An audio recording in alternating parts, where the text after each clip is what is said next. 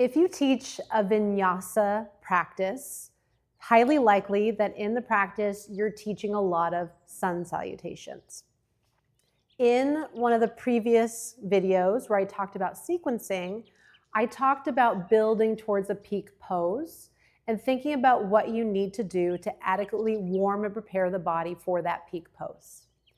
When we do a sun salutation, so let's say A series, B series, C series, you're moving in one plane of motion.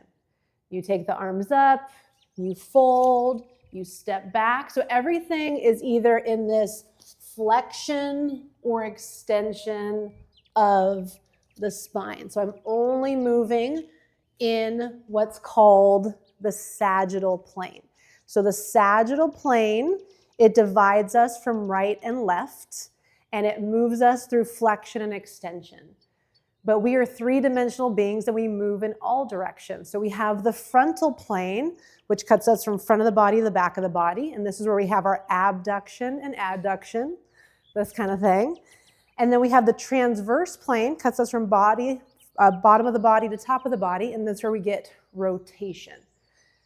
So I've taken many classes over the years where we'll do multiple sun salutations over and over and over again, moving through flexion and extension. Then when the body's warmed up, then we'll immediately move into something like a really deep twist. So yes, my body is warm because I've been moving and doing these challenging asana. However, I have not been moving through the other planes of movement. I haven't been doing abduction, adduction. I haven't been doing rotation, external, internal rotation.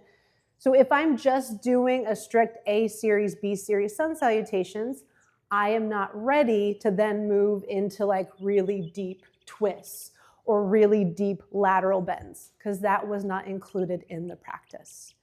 So I rarely teach just the straight A or B series sun salutations. I think about what it is that I need to do or what I'm working towards to help prepare them for the asana, for the peak.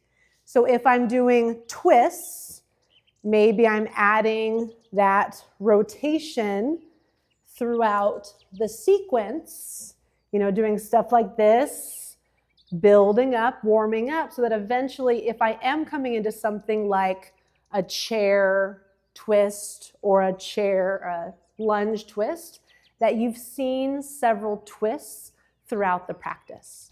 So ideally just remembering that if you are teaching sun salutations, you want to be moving the body in all planes of motion and really considering what your peak is and what needs to be prepared to get there.